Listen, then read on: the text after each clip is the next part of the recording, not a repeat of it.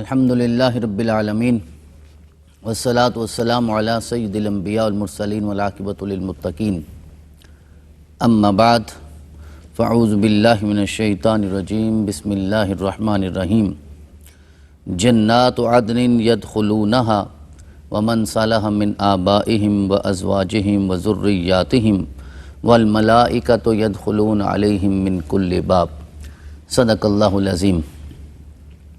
ان اللہ وملائکتہ یصلون علی النبی یا ایھا الذین آمنوا صلوا علیہ وسلموا تسلیما اللہم صلی علی سیدنا و مولانا محمد وعلی آل سیدنا و مولانا محمد وبارک وسلم وصلی علیہ۔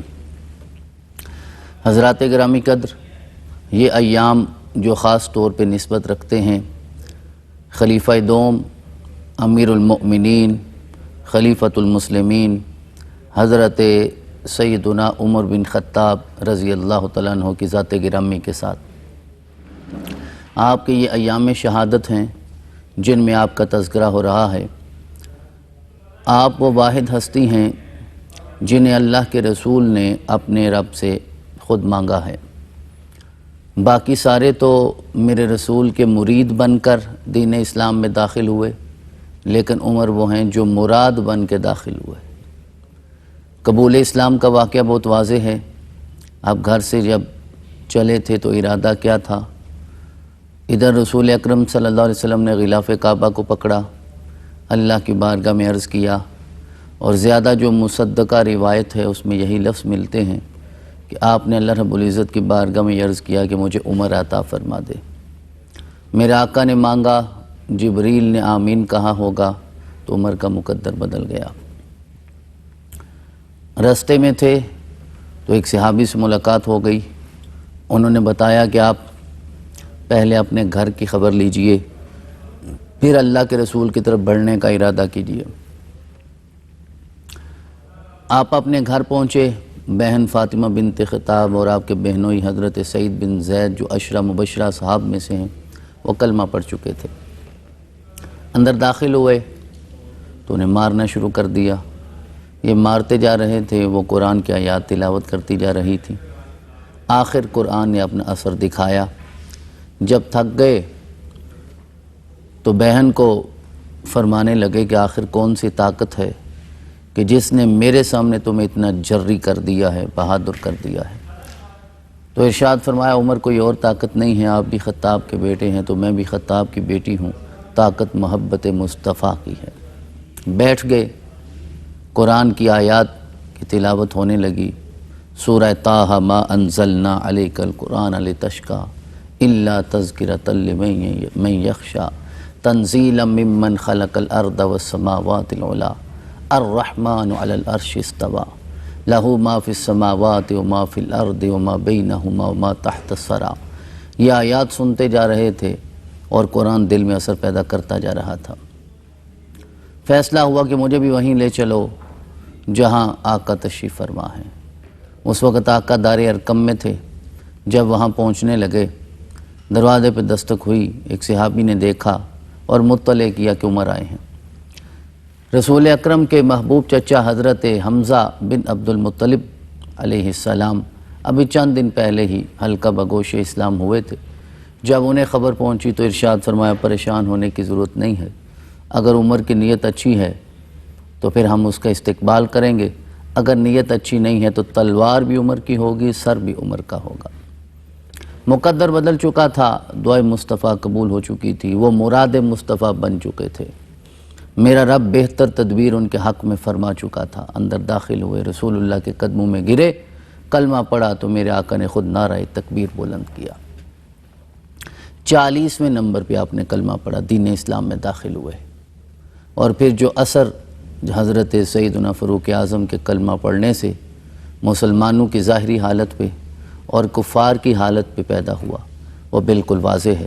اسی اعتبار سے میرے آقا نے عمر بن خطاب کو پھر فاروق کا لقب عطا فرمایا۔ تو آج ہم آپ کے کمالات، آپ کے خصائص، آپ کی خصوصیات اور آپ کے فضائل کے حوالے سے چند باتیں آپ کی خدمت میں عرض کریں گے۔ دیکھیے، کسی بھی ہستی کے لیے اس سے بڑی فضیلت کیا ہو سکتی ہے، اس سے بڑا کمال کیا ہو سکتا ہے اس سے بڑی خصوصیت کیا ہو سکتی ہے کہ وہ فرش پہ بیٹھ کے کسی چیز کے بارے میں کوئی غور و فکر کرتے ہیں، سر عرش اولی میرا رب اس کی تائید فرما دیتا ہے۔ تو ایک معتبر روایت کے مطابق حضرت سیدنا فاروق اعظم رضی اللہ تعالی عنہ کی 21 ایسی آراء ہیں جنہیں میرے رب نے اپنی بارگاہ میں قبول فرمایا۔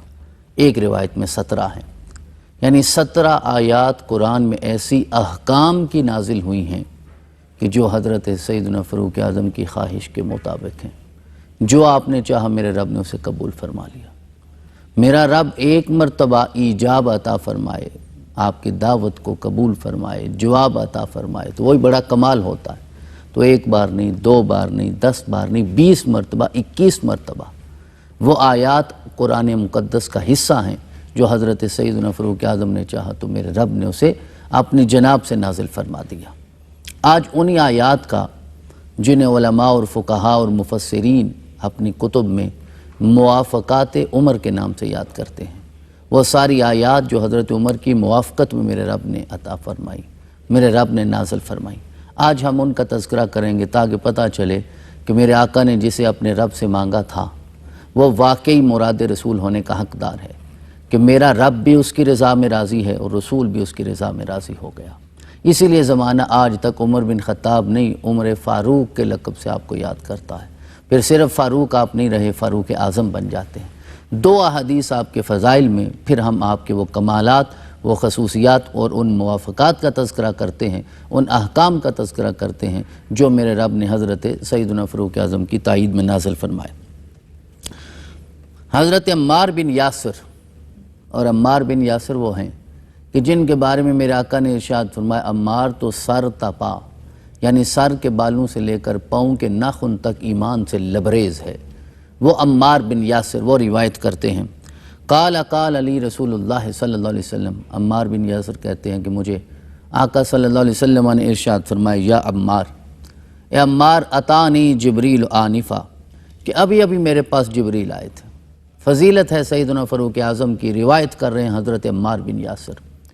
آقا نے ارشاد فرمایا اتانی جبریل علیہ السلام آنفا، کہ ابھی ابھی میرے پاس جبریل آئے تھے۔ فقلت یا جبریل، تو آقا فرماتے ہیں میں نے جبریل کو ارشاد فرمایا حدثنی بفضائل عمر، کہ میرے سامنے ذرا عمر کی فضیلتیں بیان کرو۔ اندازہ کیجئے، منظر سوچئے کہ آقا فضائل سننا چاہتے ہیں اور سنانے والا کوئی انسان نہیں ہے، کوئی بشر نہیں ہے، وہ نوری ملائکہ کا سردار ہے، جبریل ہے، جو قرآن کا راوی ہے، قرآن کی سند ہے۔ تو آقا نے ارشاد فرمایا جبریل تم فضائل بیان کرو۔ آقا نے دنیاوی فضائل سننے ہوتے، عرشی فضائل سننے کے لیے تو جبریل کا انتخاب کیا، اور اگر فرشی فضائل سننے تھے تو آپ ابو بکر سے سن لیتے۔ خود عمار کو کہتے کہ تم بیان کرو، میرے آقا خود ارشاد فرما دیتے۔ لیکن آج آقا یہ سننا چاہتے ہیں کہ اہل عرش میرے عمر کو کس طرح یاد کرتے ہیں، تو اس کے لیے سب سے بہترین انتخاب حضرت جبریل علیہ السلام کا ہو سکتا تھا۔ تو میرے آقا نے ارشاد فرمایا جبریل بیان کرو کہ حضرت عمر کے آسمان میں فضائل کیا ہیں۔ فقال علی، تو آقا ارشاد فرماتے ہیں کہ جبریل نے مجھے کہا لو لبست ما لبس نوح فی قومہ 1000 سنۃ الا 50 عاما ما نفدت فضائل عمر۔ جبریل کہتے ہیں آقا اگر مجھے اتنی زندگی مل جائے جتنی حضرت نوح کو نصیب ہوئی تھی، 950 سال، 1000 سنۃ الا 50 عاما، 950 سال مل جائیں اور 950 سال میں حضرت عمر کے فضائل بیان کرتا رہوں تو 950 سال تو گزر جائیں گے، عمر کے فضائل کا باب مکمل نہیں ہوگا۔ یہ حضرت جبریل ارشاد فرما رہے ہیں۔ وَإِنَّ عمر حسنۃ من حسنات ابی بکر۔ اب یہاں ایک سوال پیدا ہوتا ہے کہ حضرت عمر کی اتنے فضائل ہیں کہ 950 سال بھی فضائل بیان ہوتے رہیں تو پھر بھی آپ کے فضائل کا باب مکمل نہیں ہوتا، تو پھر خلیفہ اول کی شان کیا ہوگی؟ حضرت سیدنا ابو بکر صدیق رضی اللہ عنہ کی شان کیا ہوگی؟ کیا کہیں حضرت عمر کی شان اور فضائل ان سے بھی زیادہ ہیں؟ تو اگلا جملہ ارشاد میں آقا 950 سال بیان کرتا رہوں تو عمر کے فضائل تو مکمل نہیں ہوں گے، لیکن یاد رکھیے کہ حضرت عمر کے فضائل کی حیثیت ایسے ہی ہے کہ جیسے حضرت سیدنا صدیق اکبر رضی اللہ عنہ نے کوئی نیکیاں فرمائیں، حسنات فرمائیں، آپ کی ان گنت نیکیوں میں عمر ایک نیکی کی حیثیت رکھتا ہے۔ تو جس کی نیکیوں میں عمر ایک نیکی کی حیثیت رکھتا ہو، اور پھر وہ مشہور روایت ہے کہ حضرت ام المومنین جناب عائشہ صدیقہ رضی اللہ تعالیٰ عنہ وسلام اللہ علیہا، آپ نے دن آقا کی بارگاہ میں عرض کیا، خلوت تھی، تخلیہ تھا، تنہائی تھی، عرض کیا آقا یہ بتائیے کوئی ہے کہ جس کی نیکیاں اتنی ہیں جتنے آسمان کے ستارے ہیں؟ تو آقا نے ارشاد فرمایا عمر ہے۔ تو عرض کرنے لگی آقا عمر کی نیکیاں اتنی ہیں جتنی آسمان کے ستارے، یعنی ان گنت لا تعداد بے شمار؟ تو پھر میرے والد گرامی؟ تو میرے آقا صلی اللہ علیہ وسلم نے ارشاد فرمایا کہ ان کی جو غار ثور کی ایک نیکی ہے وہ حضرت عمر کی ساری نیکیوں پہ غالب ہے۔ یہ مقام ہے خلیفہ اول کا، اور حضرت جبریل کے ذریعے ہمیں خلیفہ دوم، خلیفہ ثانی، میرے اور آپ کے آقا جناب محمد رسول اللہ صلی اللہ علیہ وسلم کے مبارک سسر حضرت سیدنا فاروق اعظم رضی اللہ تعالیٰ عنہ کے فضائل کا تذکرہ ملتا ہے۔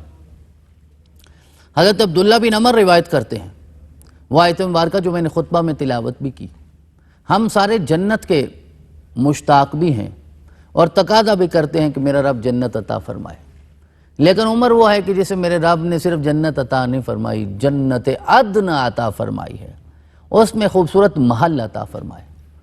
عبداللہ بن عمر روایت کرتے ہیں، قال ان فی الجنت قصرا، کہتے ہیں جنت میں ایک محل ہے، اور وہ معراج کی رات کا بھی ایک واقعہ ہے کہ میرے آقا صلی اللہ علیہ وسلم ارشاد فرماتے ہیں کہ معراج کی رات میں سیر کر رہا تھا، بڑے خوبصورت موتیوں سے بنا ہوا ایک محل تھا۔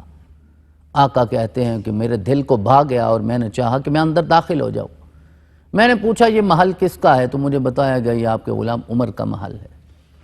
تو کہتے ہیں عمر میں تیری غیرت میں رک گیا تھا کہ میں اندر نہ جاؤں۔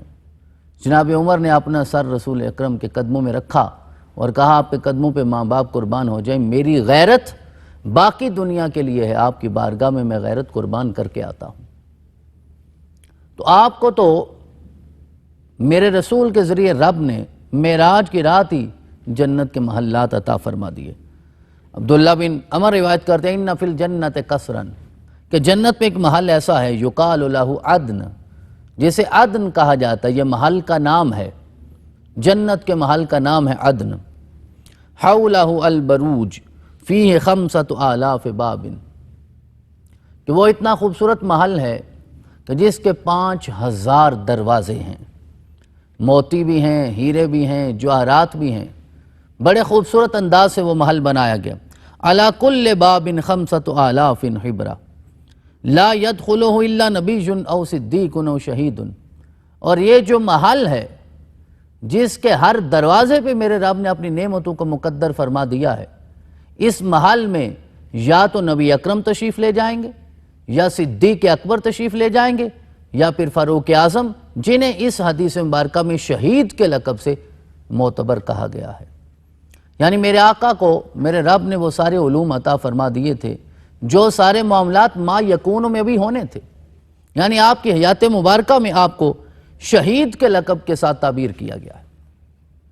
تو جنت عدن کے آپ مستحق قرار پائیں، تو جنت عدن کیوں نہ ملتی فاروق اعظم کو کہ وہ اہل بیت پیغمبر سے بہت محبت کرتے تھے، آل محمد سے، آل رسول سے بہت محبت کرتے تھے، میرے آقا کی ذات سے بہت محبت کرتے تھے۔ مشہور واقعہ ہے کہ حضرت امام حسین علیہ السلام کا تو بچپن ہے اور خلیفہ دوم کا زمانہ ہے، زمانہ خلافت، آپ ممبر پہ تشریف فرما ہیں، اس ممبر پہ جس کی پہلی سیڑھی پہ کبھی آقائے کل جہاں تشریف فرما ہوا کرتے تھے، اور خلیفہ اول پھر اس نشست پہ نہیں بیٹھا کرتے تھے جہاں میرے آقا جلوہ افروز ہوتے، وہ اسے نیچے والی نشست پہ، نیچے والی سیڑھی پہ تشریف فرما، خلیفہ دوم پھر اس سے نیچے والی سیڑھی میں، یعنی یوں سمجھیے کہ میرے آقا کے قدموں میں ابو بکر ہوا کرتے تھے اور ابو بکر کے قدموں میں عمر ہوا کرتے تھے۔ تشریف فرما تھے، خطبہ دے رہے ہیں، اصحاب کا جمع غفیر ہیں، جناب امام حسین اپنے ناز میں تشریف لے آئے اور ارشاد فرماتے ہیں کہ میں ممبر کی طرف بڑھا، اور اس وقت ممبر پہ حضرت عمر تشریف فرما تھے، تو میں نے عرض کیا، حضرت امام حسین فرما رہے ہیں کہ میں نے کہا ممبر سے نیچے اتریے، یہ میرے بابا کا ممبر ہے، یہ میرے باپ کا ممبر ہے۔ اب ذرا اندازہ کیجئے، ان کا بچپن ہے، وہ خلیفہ وقت ہیں، ہزاروں کا مجمع سامنے ہے. کہا ممبر سے نیچے اتری، یہ میرے بابا کا ممبر ہے، کیونکہ انہوں نے تو بچپن میں اسی ممبر پہ رسول اکرم کو بیٹھے ہوئے دیکھا تھا. اب حضرت سیدنا فاروق اعظم نیچے اترے، آپ نے اپنے سر سے عمامہ اتارا اور کہا یا حسین، یہ صرف ممبر آپ کے بابا کا نہیں ہے، اللہ نے عمر کو جو سر کے بال عطا فرمائے ہیں یہ بھی صدقہ آپ کے بابا کا ہے، آپ کے نانا کا ہے، جناب محمد رسول اللہ صلی اللہ علیہ وسلم کا صدقہ. ذرا باہم محبت تو دیکھیے کہ حضرت امام حسین اسی تصور میں جب تشریف لاتے تھے آقا موجود ہوتے تو کہا نیچے اتری، یہ میرے نانا کا ہے. اب اس کا کوئی مفہوم ایسا نہیں ہے کہ اس میں توہین کا پہلو پیدا ہو جائے. اب حضرت سیدنا فاروق اعظم بھی ناراض نہیں ہوئے، وہ نیچے اترے، سر سے عمامہ اتارا، قدموں میں رکھا اور کہا حسین، ہم بھی آپ کے غلام ہیں، ہماری نسل بھی آپ کے غلام ہے. حضرت عبداللہ بن عمر آپ کے صاحبزادے، ان کے ساتھ واقعہ پیش آیا، اور وہ واقعہ کیا تھا کہ حضرت امام حسین کے ساتھ موجود تھے تو آپ نے ارشاد فرمایا کہ آپ تو ہمارے غلام ہیں. سوچا میں صاحبزادہ شہزادہ اس سلطنت کا، چلے گئے اپنے بابا کے پاس شکایت لے کر اور جا کر کہا کہ ہم تو بادشاہ ہیں، آپ تو خلیفہ ہیں، میں آپ کا بیٹا ہوں، تو وہ کیسے بادشاہ ہو گئے اور ہم ان کے غلام؟ بات سمجھ نہیں آئی. حضرت عمر پہ تو حال کی کیفیت طاری ہوگی، وجد میں آ گئے اور کہا کہ جاؤ جا کے حسین سے لکھوا کر لے آؤ یہ جملہ. کہا کہنا ہی کافی ہے، لکھوانے کی کیا ضرورت ہے؟ تو ارشاد فرمایا میں زمانے کو بتانا چاہتا ہوں کہ جب میں دنیا سے جاؤں تو میں حسین کے ہاتھ سے جنت کی سند لے کر جاؤں، کیونکہ وہ بھی جانتے تھے حسین کو اللہ کے رسول نے جنت کی سرداری عطا فرمائی. تو جسے محبت اہل بیت نصیب ہو جاتی ہے پھر اسے جنت عدن میرا رب عطا فرما دیتا. جب رخصت ہونے لگے دنیا سے تو اپنے صاحبزادے جناب عبداللہ کو بلایا اور کہا کہ میں ایک وصیت کرنا چاہتا ہوں، اور وصیت یہ ہے کہ جب میں دنیا سے چلا جاؤں ان ادفن تحت قدمی رسول اللہ صلی اللہ علیہ وسلم، تو میری وصیت یہ ہے کہ مجھے رسول اللہ کے قدموں میں دفن کیا جائے.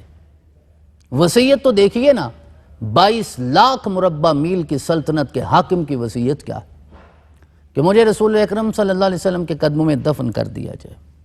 کہا بیٹا جائیے جناب عائشہ کے پاس جائیے، کیونکہ ان کے حجرے میں تدفین ہے رسول اکرم کی اور جناب ابو بکر کی، لیکن وہاں جا کر یہ نہیں کہنا کہ مجھے امیر المومنین نے بھیجا ہے، بلکہ صرف اتنا کہنا کہ مجھے عمر بن خطاب نے بھیجا ہے. یہ اصحاب جو ہدایت کے ستارے ہیں، دنیا سے رخصت ہوتے ہوئے اپنی وصیت میں بھی ادب بتایا ہے بارگاہ رسالت مآب کا، ازواج مطہرات کا اور اہل بیت اطہار کا. کہا کہ وہاں جا کر نہیں یہ کہنا کہ امیر المومنین عمر نے بھیجا ہے، بس یہ کہنا کہ مجھے عمر بن خطاب نے بھیجا ہے. اگر آپ اجازت دیں تو میں صاحبین کے قدموں میں دفن ہونا چاہتا ہوں، اور اگر اجازت نہیں ہے تو پھر مجھے کہیں اور دفن کر دیا جائے. یہ آپ نے آخری وصیت فرمائی. جناب عبداللہ پہنچے، پیغام دیا، ام المومنین نے اسے شرف قبولیت عطا فرمایا اور آپ کی تدفین رسول اکرم صلی اللہ علیہ وسلم کے قدمین شریفین میں ہوئی. الفاظ تو دیکھیے، یہ نہیں کہا کہ میں رسول اکرم کے پہلو میں دفن ہونا چاہتا ہوں، یہ بھی نہیں کہا کہ میں رسول اکرم صلی اللہ علیہ وسلم کی قربت میں دفن ہونا چاہتا ہوں. کہا ان ادفن تحت قدمی رسول اللہ، میری یہ خواہش ہے کہ مجھے رسول اکرم کے قدموں میں دفن کیا جائے. تو جو رسول اکرم کے قدموں میں آ جاتا ہے پھر میرا رب اسے جنت عدن تو عطا فرماتا ہے. اسی لیے حضرت جبریل سے جب میرے آقا نے ارشاد فرمایا کہ فضائل تو بیان کرو تو کہنے لگے 950 سال بھی بیان کرتا رہوں تو وقت گزر جائے گا، آپ کے فضائل کا باب مکمل نہیں ہو سکتا. میں نے ابتداءً عرض کیا ہے کہ آج ہم ان موافقات کا بھی ذکر کریں گے کہ جو قرآن عزیز میں حضرت سیدنا فاروق اعظم کے حوالے سے ہمیں نظر آتی ہیں. کہ آپ نے خواہش کا اظہار کیا، ایک تمنا آرزو، میرے رب نے اسے شرف قبولیت عطا فرما کر قرآن کا جز بنا دیا. اب رہتی دنیا تک قرآن کا جز ہونے کے اعتبار سے حضرت سیدنا فاروق اعظم کی فضیلت بھی قائم رہے گی، خصوصیت اور کمال بھی قائم رہے گا. اور یہ کیوں ہے؟ میرے آقا صلی اللہ علیہ وسلم کی جناب سے حضرت سیدنا فاروق اعظم کو علم وہ نصیب ہوا جو شاید کسی اور کو عطا نہیں فرمایا۔ ایک روایت ہے، میرے آقا صلی اللہ علیہ وسلم ارشاد فرماتے ہیں بینما انا نائم، اس کیفیت میں کہ میں سو جاگ رہا تھا، اذ اوتیت بقدح لبن، تو مجھے دودھ سے بھرا ہوا ایک پیالہ پیش کیا گیا، فشربت منہ، تو جتنا ممکن تھا میں نے اس میں سے پیا۔ ثم اعطیت فضلی عمر بن الخطاب، پھر جو دودھ بچ گیا تھا وہ میں نے عمر بن خطاب کو عطا کر دیا۔ قالوا فما اولتہ یا رسول اللہ، تو صحابہ نے عرض کیا آقا آپ اس کی تعویل کیا کرتے ہیں، اس کی تعبیر کیا ہے اس خواب کی، کہ آپ نے یہ جو دودھ کا پیالہ آپ کو دیا گیا آپ نے تھوڑا سا پیا پھر عمر کو دے دیا، تعویل کیا ہے؟ تو میرے آقا نے ارشاد فرمایا العلم، کہ میں نے اپنے علم میں سے عمر کو براہ راست عطا فرمایا۔ تو جب عمر کا علم علم مصطفیٰ میں سے ہے تو پھر میرا رب تو ان کی تائید کرے گا، پھر ان کی موافقت میں آیات تو نازل ہوں گی۔ اور عبداللہ بن مسعود سے روایت کرتے ہیں اور جناب ابن الاسیر نے اسے نقل کیا ہے کہ حضرت فاروق اعظم کو علم کتنا ملا تھا۔ ارشاد فرماتے ہیں لو ان علم عمر وضع فی کفۃ میزان ووضع علم اہل الارض فی کفۃ، کہ ترازو کے دو پلڑے ہیں، ایک پلڑے میں حضرت سیدنا فاروق اعظم کا علم رکھ دیا جائے اور دوسرے میں سارے اہل زمین کا علم رکھ دیا جائے، لرجح علمہ، عبداللہ بن مسعود کہتے ہیں کہ عمر کا علم ترجیح پا جائے گا، کیونکہ رسول اکرم صلی اللہ علیہ وسلم نے براہ راست عطا فرمایا ہے۔ قال عبداللہ افضل من ذالک، تو عبداللہ بن مسعود کہتے ہیں میرے نزدیک حضرت عمر کا علم افضل ہو جائے گا۔ انی لاحسب 19 العلم ذہب یوم ذہب عمر رضی اللہ تعالیٰ عنہ، عبداللہ بن مسعود کہتے ہیں مجھے یوں لگتا ہے، میرا گمان یہ ہے کہ اس دن 10 میں سے علم کے 9 حصے اٹھا لیے گئے جس دن حضرت سیدنا فاروق اعظم کی شہادت ہوتی ہے۔ حضرات گرامی، یہ فضائل ہیں جو میں عرض کر چکا ہوں اور یہ آپ کا علم ہے۔ اب جب اس علم اور فضیلت کو ملایا جاتا ہے تو پھر ہم اس نتیجے پہ پہنچتے ہیں جنہیں علماء فقہا مفسرین موافقات عمر کے نام سے یاد کرتے ہیں۔ تو حضرات گرامی میں عرض کر رہا ہوں کہ دیکھیے، جب علم وہ نصیب ہو جو براہ راست میرے آقا نے عطا فرمایا، آپ ارشاد فرماتے ہیں کہ میرے سامنے دودھ کا پیالہ ہے اور اس سے مراد علم ہے، میرے رب نے مجھے عطا فرمایا اور میں نے اپنے علم میں سے عمر کو دیا۔ اب ہم موافقات کی بات کرتے ہیں۔ حضرت انس بن مالک روایت کرتے ہیں کہ قال عمر بن الخطاب رضی اللہ تعالیٰ عنہ، کہ جناب عمر بن خطاب روایت کرتے ہیں وافقت ربی فی ثلاث، کہ 3 معاملات تو ایسے ہیں جن میں میرے رب نے میری موافقت فرمائی۔ مفسرین کہتے ہیں یا 17 روایات ہیں یا 21 روایات ہیں، لیکن یہ مرفوعاً روایت میں حضرت عمر تو خود کہہ رہے ہیں کہ 3 روایات ایسی ہیں جس میں میرے رب نے میری موافقت فرمائی۔ یار ایک معاملے میں موافقت میرا رب فرما دے تو بڑی شان ہوتی ہے، تو 3، یہ بخاری کی روایت۔ فقلت یا رسول اللہ صلی اللہ علیہ وسلم، تو میں نے عرض کیا، پہلی بات میں نے عرض کیا اللہ کے رسول، لو اتخذنا من مقام ابراہیم مصلی، کیا ایسا نہیں ہو سکتا کہ ہم مقام ابراہیم کو مصلی بنا لیں؟ اس سے پہلے مقام ابراہیم مصلی نہیں تھا، طواف کر رہے تھے میرے آقا کے ساتھ، طواف کرتے کرتے جب مقام ابراہیم پہ پہنچے تو کہتے ہیں میری خواہش ہے کہ میں اسے مصلی بنا لوں۔ میرے آقا نے فرمایا ابھی حکم نازل نہیں ہوا، اور پیغمبر تو کوئی کام بغیر حکم کے نازل ہونے سے نہیں کرتے۔ دوسرا چکر شروع ہو گیا، پھر مقام ابراہیم پہ آئے، پھر خواہش کا اظہار کیا۔ کہتے ہیں تیسری بار آئے، آقا تھوڑی دیر خاموش ہوئے، پھر مسکرا کے کہا کہ عمر، رب نے تیری اس خواہش کو اپنی بارگاہ میں قبول کر لیا ہے، اب قیامت تک مقام ابراہیم مصلی ہو گیا۔ پھر یہ آیت مبارکہ نازل ہوئی، فنزلت هذه الآیہ وَإِذْ جَعَلْنَا الْبَيْتَ مَثَابَةً لِلنَّاسِ وَأَمْنًا وَاتَّخِذُوا مِن مَّقَامِ إِبْرَاهِيمَ مُصَلًّى وَعَهِدْنَا إِلَىٰ إِبْرَاهِيمَ وَإِسْمَاعِيلَ أَن طَهِّرَا بَيْتِيَ لِلطَّائِفِينَ وَالْعَاكِفِينَ وَالرُّكَّعِ السُّجُودِ۔ یہ حضرت عمر کی تائید میں میرے رب نے اس آیت مبارکہ کو نازل فرمایا۔ وافقت ربی فی ثلاث، کہتے ہیں 3 چیزوں میں تو میرے رب نے واضح طور پہ میری موافقت فرمائی۔ رسول اکرم نے فرمایا تھا ابھی حکم نہیں آیا، تو پھر میرے رب نے عمر کو راضی کرنے کے لیے حکم نازل فرما دیا۔ دوسرا ارشاد فرماتے ہیں آیت الحجاب، یہ جو حجاب کی آیت مبارکہ ہے، پردے کا جس میں حکم آیا، یہ بھی حضرت عمر کی خواہش سے آیا۔ ایک دن عرض کرتے ہیں رسول اکرم صلی اللہ علیہ وسلم کی بارگاہ میں، یا رسول اللہ لو امرت نساءک ان یحتجبن، کیا یہ ممکن نہیں ہے کہ آپ اپنی ازواج کو، اپنی بیویوں کو، امہات المؤمنین کو پردے کا حکم ارشاد فرمائیں، کیونکہ ابھی تک حکم نہیں آیا تھا۔ تو میرے آقا خاموش ہو گئے۔ آپ نے فرمایا اللہ کے حکم کے بغیر میں تو حکم نہیں دے سکتا۔ تو بار بار اصرار کرتے، تو عرض کرنے لگے کیونکہ ایسا ہوتا ہے، کبھی ان سے کلام کرنے والا نیک، پرہیزگار، متقی ہے، اور عرب کے معاشرے میں ہر طرح کے لوگ موجود ہیں، تو بر و فاجر ہر طرح کے لوگ کلام کرتے ہیں، تو یہ مجھ سے برداشت نہیں ہوتا کہ یہ حرم ہے میرے پیغمبر کا، یہ ہماری مائیں ہیں، یہ آپ کی ازواج ہیں، تو لہذا آپ انہیں حکم ارشاد فرمائے کہ یہ پردہ کیا کریں۔ تو جب بار بار اصرار ہوا تو فنزلت آیت الحجاب، پھر آیت حجاب نازل ہو گئی۔ آیت حجاب بھی آپ کی موافقت میں، مقام ابراہیم کو مصلی بنانے والی آیت بھی آپ کی موافقت میں۔ تو کہتے ہیں یہ آیت مبارکہ آ گئی، یا ایھا النبی قل لازواجک وبناتک ونساء المؤمنین یدنین علیہن من جلابیبہن ذالک ادنی ان یعرفن فلا یؤذین وکان اللہ غفورا رحیما۔ یہ آیت مبارکہ آ گئی کہ اے نبی اکرم صلی اللہ علیہ وسلم، آپ اپنی عورتوں کو، اپنی بیویوں کو، بیٹیوں کو یہ حکم ارشاد فرمائیں کہ وہ پردہ کیا کریں۔ تو آیت حجاب یہ بھی موافقت ہے حضرت سیدنا فاروق اعظم کی۔ تیسرا معاملہ خود بیان فرماتے ہیں، سورہ تحریم کا وہ واقعہ کہ چند دنوں کے لیے میرے آقا اپنے حرم سے علیحدہ ہو گئے، اس کی تفصیلات ساری موجود ہیں۔ تو کہتے ہیں میں بھی اسی غیرت میں آ گیا جس کیفیت سے سرور کائنات صلی اللہ علیہ وسلم گزر رہے تھے۔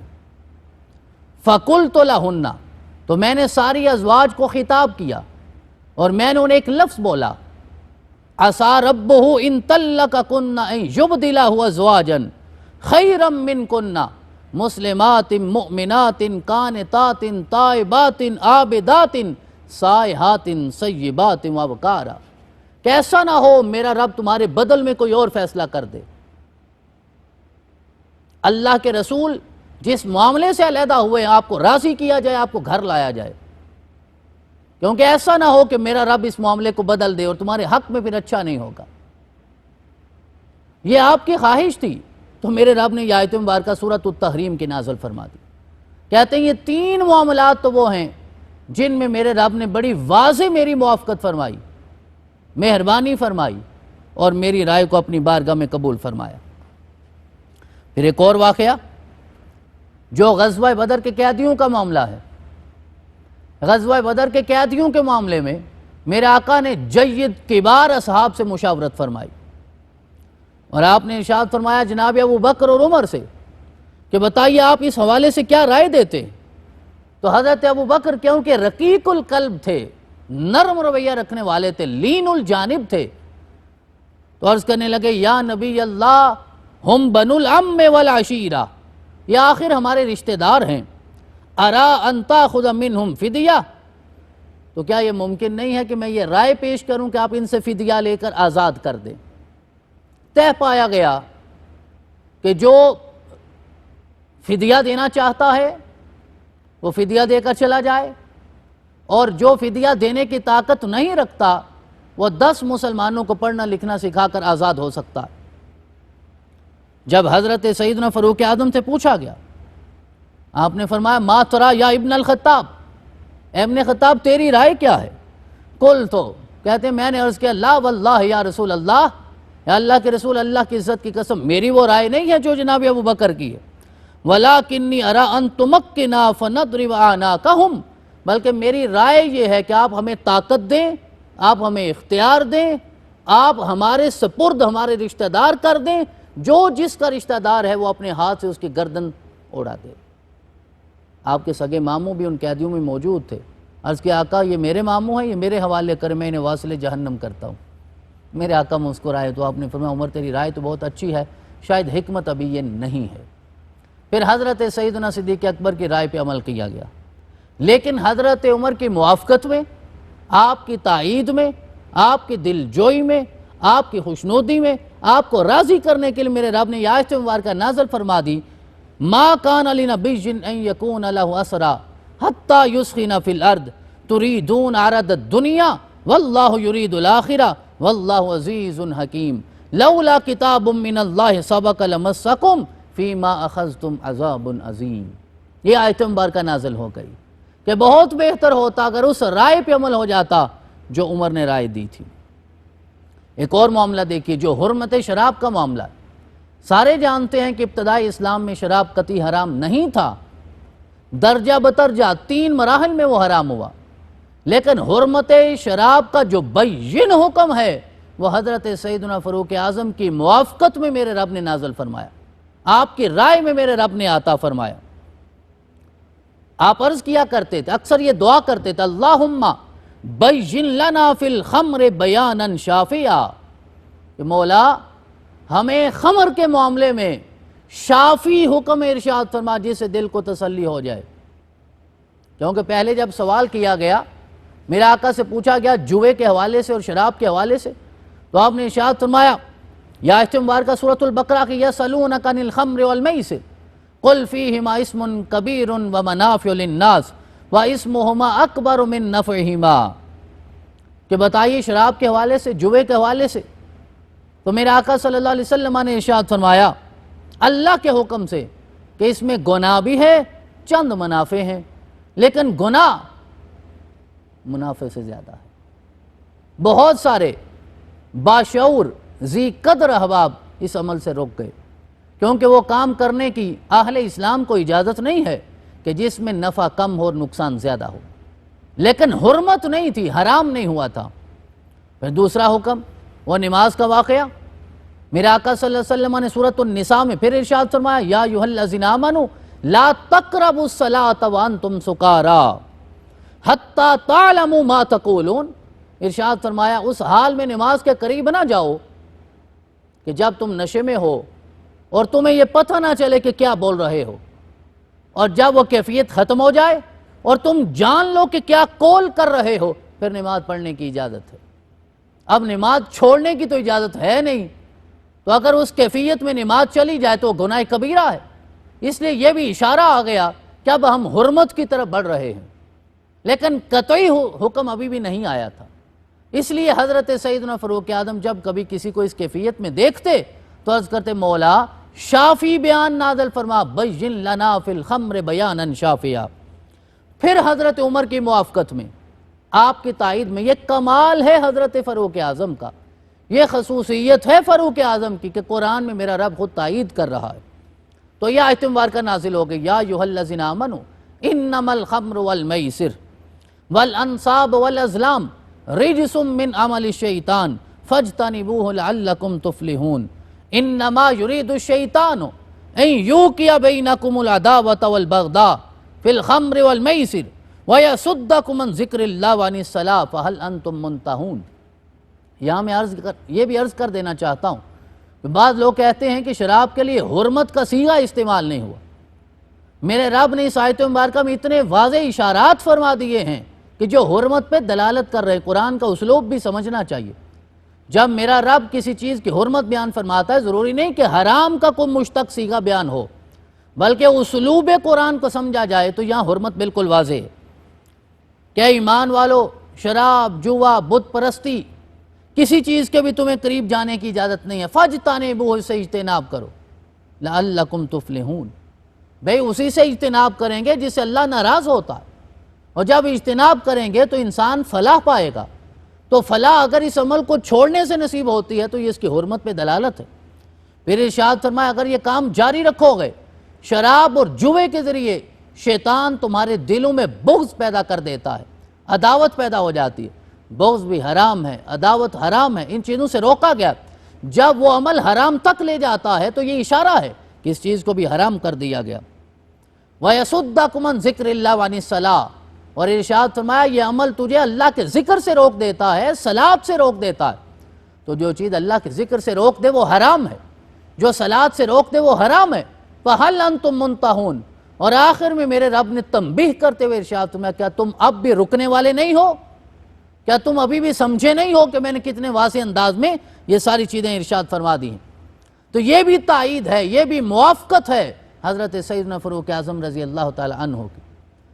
آیت حجاب ہو، مقام ابراہیم کی آیت ہو، یا پھر ازواج پیغمبر کے ساتھ گفتگو کرتے ہوئے وہ سورہ تحریم کی آیت مبارکہ ہو، یا غزوہ بدر کے قیدیوں کے معاملے میں رائے ہو، یا پھر شراب کی حرمت کے حوالے سے، یہ کتنے احسانات ہیں سیدنا فاروق اعظم کی اس امت پہ۔ آیت حجاب آپ کے صدقے میں ملی ہے۔ ہر وہ انسان جو تقوی کی نعمت سے مالا مال ہے اور با پردہ ہے، وہ سمجھے گا کہ پردہ اللہ کی کتنی بڑی نعمت ہے۔ عشق رسالت مآب صلی اللہ علیہ وسلم کے حوالے سے ایک مشہور واقعہ جسے ابن کثیر نے بھی بیان فرمایا ہے اور قاضی ثناء اللہ پانی پتی نے بھی اسے بیان فرمایا ہے۔ حضرت سیدنا فاروق اعظم کا عشق بالکل واضح ہے، رسول اکرم کی ذات کے ساتھ بھی اور آل رسول کے ساتھ بھی۔ کہتے ہیں دو لوگوں میں جھگڑا ہو گیا، ایک یہودی ہے اور ایک منافق ہے۔ جھگڑا ہو گیا، معاملہ لے کر رسول اکرم صلی اللہ علیہ وسلم کی بارگاہ میں پہنچے کہ ہم یہاں سے فیصلہ کروائیں گے۔ تو میرے آقا صلی اللہ علیہ وسلم نے فیصلہ، معاملہ، واقعہ، کیس سننے کے بعد یہودی کے حق میں کر دیا۔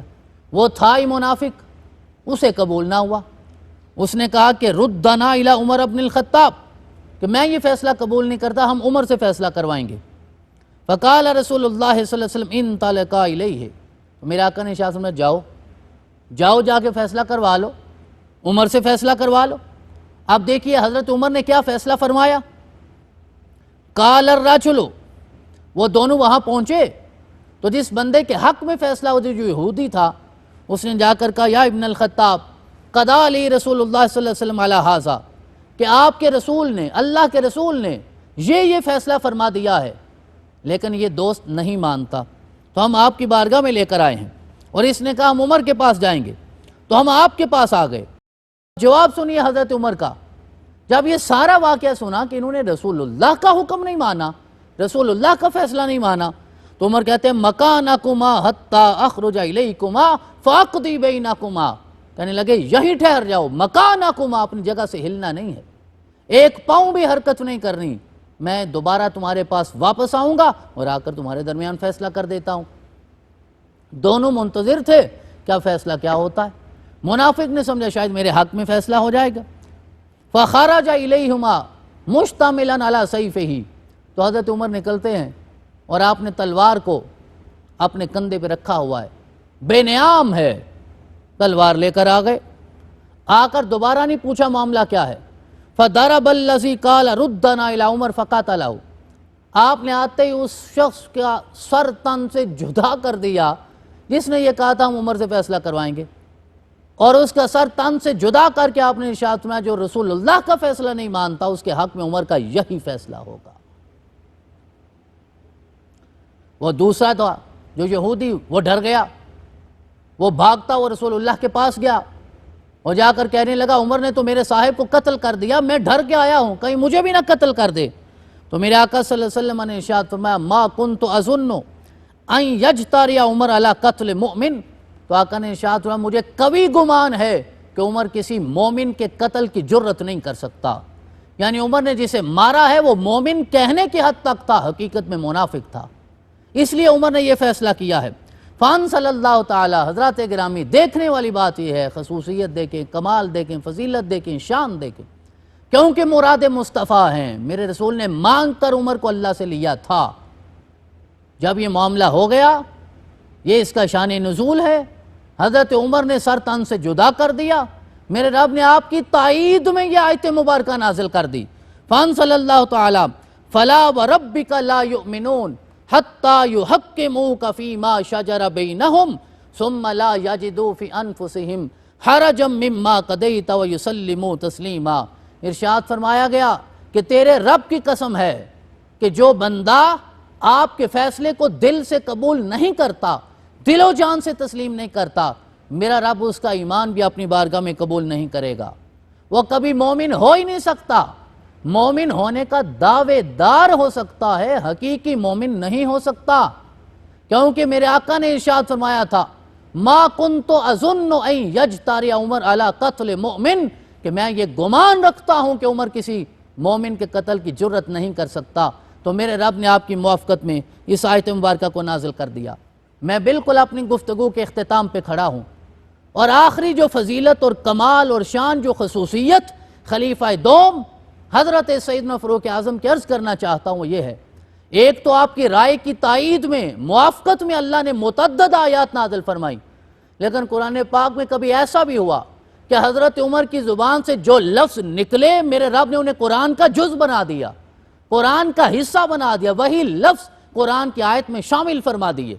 یہ شان کسی اور کو نصیب نہیں ہوئی، یہ مراد مصطفیٰ کی شان ہے کہ میرے آقا ایک دن مراحل تخلیق بیان فرما رہے تھے، مدارج تخلیق، کہ انسان نطفہ ہے، علقہ ہے، مضغہ ہے، یہ آیات بیان فرما رہے تھے جو 18ویں پارے میں سورۃ المؤمنون میں میرے رب نے انہیں نازل فرمایا۔ تو حضرت عمر سنتے جا رہے تھے، جب سارے مراحل کو سنا کہ میرا رب کیسے آغاز کرتا ہے اور پھر کتنا خوبصورت انسان پیدا کرتا ہے، تو آپ کی زبان سے برجستہ یہ الفاظ نکلے فَتَبَارَكَ اللَّهُ أَحْسَنُ الْخَالِقِينَ، کہتے ہیں کتنا پاک ہے، مبارک ہے میرا رب، اور اس سے بہتر کوئی اور خالق نہیں ہو سکتا۔ تو میرے رب نے انہی الفاظ کو قرآن کی آیت کا جز بنا دیا، حصہ بنا دیا، اور آیت کو یوں نازل فرما دیا ثُمَّ خَلَقْنَا النُّطْفَةَ عَلَقَةً فَخَلَقْنَا الْعَلَقَةَ مُضْغَةً فَخَلَقْنَا الْمُضْغَةَ عِظَامًا فَكَسَوْنَا الْعِظَامَ لَحْمًا ثُمَّ أَنشَأْنَاهُ خَلْقًا آخَرَ فَتَبَارَكَ اللَّهُ أَحْسَنُ الْخَالِقِينَ۔ تو یہ الفاظ وہ ہیں جو خلیفہ دوم کی زبان سے نکلے، میرے رب نے قیامت تک قرآن کا حصہ بنا دیا ہے۔ حضرات گرامی، اپنے رب کی بارگاہ میں التجا ہے ان مبارک ہستیوں کے ساتھ ہمیں ہمیشہ غلامی کا رشتہ قائم رکھنے کی توفیق عطا فرمائے۔ وآخر دعوانا ان الحمد للہ رب العالمین۔